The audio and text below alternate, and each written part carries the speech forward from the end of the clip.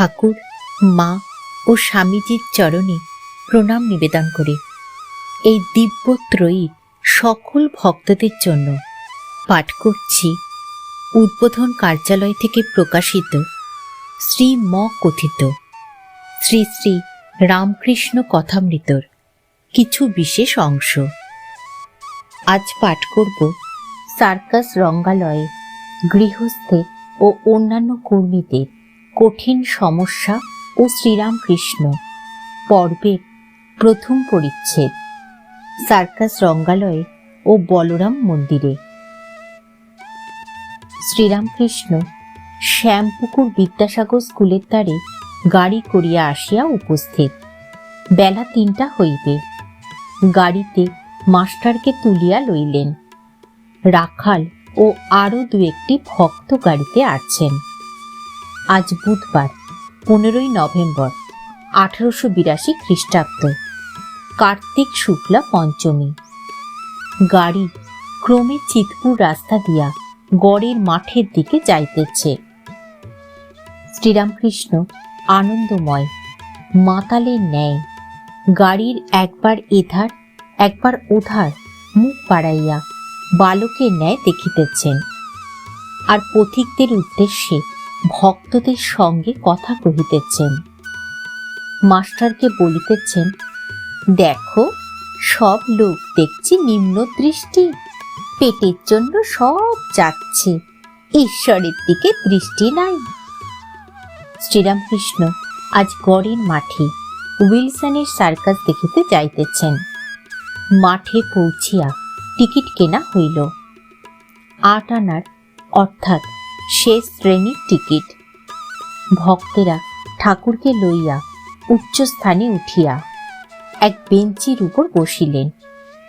ঠাকুর আনন্দে বলিতেছেন, বাহ, এখান থেকে বেশ দেখা যায়। রঙ্গস্থলে নানারূপ খেলা অনেকক্ষণ ধরিয়া দেখা হইল। গোলাকার রাস্তায় ঘোড়া দৌড়িতেছে। ঘোড়ার পৃষ্ঠে এক পায়ে বিবি দাঁড়াইয়া, আবার মাঝে মাঝে সামনে বড় বড় লোহার রিং বা চক্র।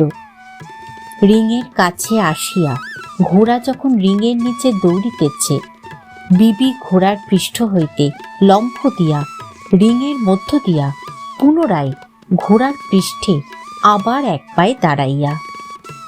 ঘোড়া পুনঃ পুনঃ বনবন করিয়া ওই গোলাকার পথে দৌড়াইতে লাগিল। বিবিও আবার ঐরূপ পৃষ্ঠে দাঁড়াইয়া। সার্কাস সমাপ্ত হইল। ঠাকুর ভক্ত সঙ্গে নামিয়া আসিয়া ময়দানে গাড়ির কাছে আসিলেন। শীত পড়িয়াছে। গায়ে সবুজ বনাত দিয়া মাঠে দাঁড়াইয়া কথা কহিতেছেন। কাছে ভক্তেরা দাঁড়াইয়া আছেন। একজন ভক্তের হাতে বেটুয়াটি রহিয়াছে, অর্থাৎ মশলার ছোট থলেটি। তাহাতে মশলা বিশেষত কাবাব চিনি আছে। শ্রীরামকৃষ্ণ মাস্টারকে বলিতেছেন, দেখলে বিবি কেমন এক পায়ে ঘোড়ার উপর দাঁড়িয়ে আছে, আর ঘোড়া বনবন করে দৌড়ুচ্ছে। কত কঠিন, অনেক দিন ধরে অভ্যাস করেছে, তবে তো হয়েছে। একটু অসাবধান হলেই হাত পা ভেঙে যাবে, আবার মৃত্যুও হতে পারে। সংসার করা ওইরূপ কঠিন।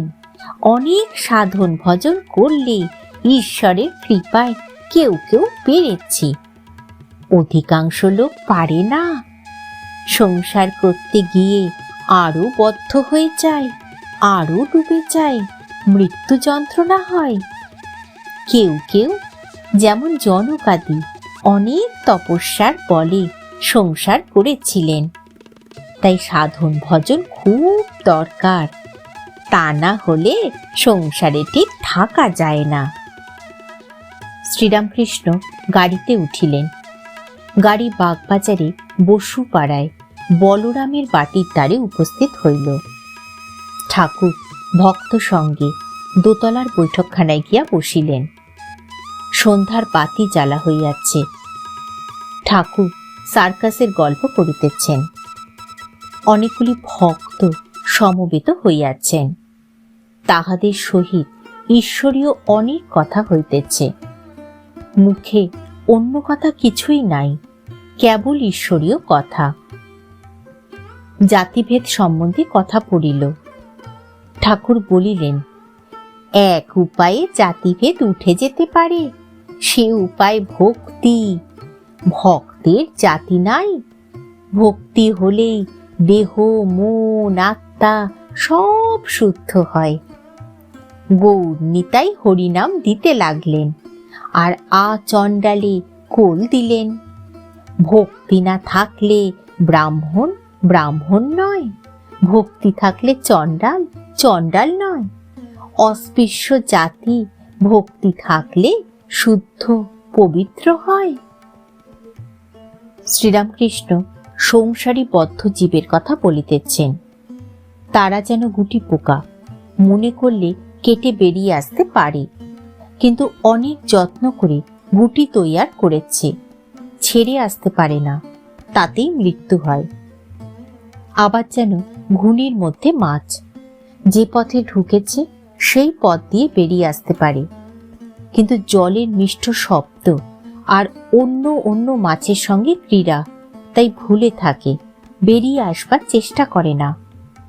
ছেলে মেয়ের আধো আধো কথাবার্তা যেন জল কল্লোলের মধুর শব্দ। মাছ অর্থাৎ জীব, পরিবারবর্গ।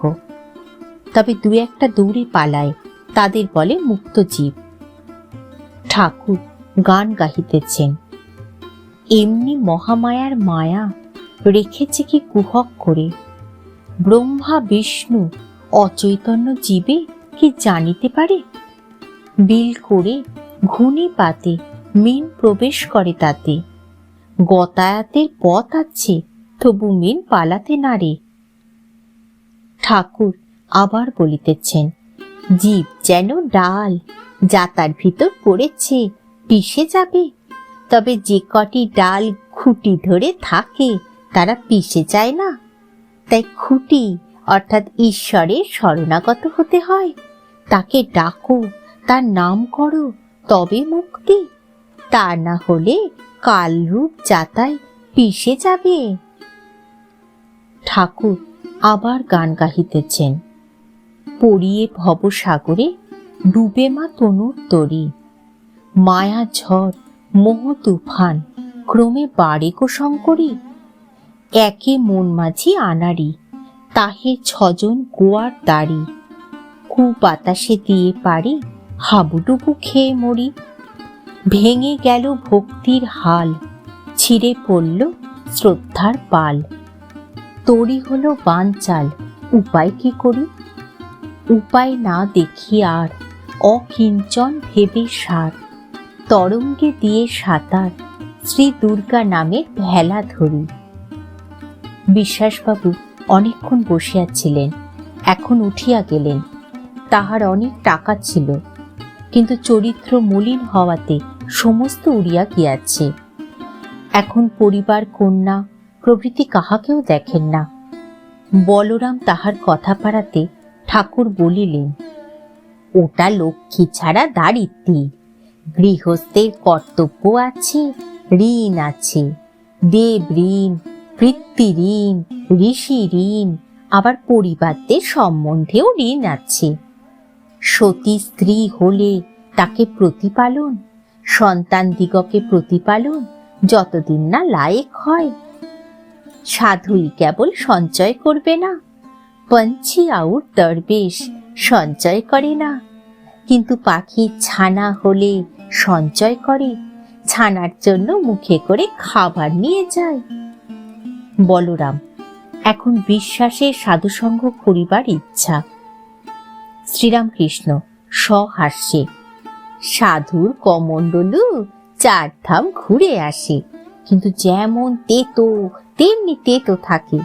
মলয়ের হাওয়া যে গাছে লাগে, সেসব চন্দন হয়ে যায়, কিন্তু শিমুল, অশ্বত্থ, আমরা এরা চন্দন হয় না। কেউ কেউ সাধুসঙ্গ করে গাঁজা খাবার জন্য।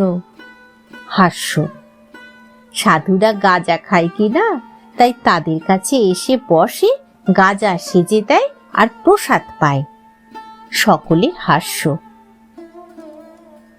ঠাকুর, মা ও স্বামীজির চরণে প্রণাম নিবেদন করে শেষ করছি আজকের পাঠ।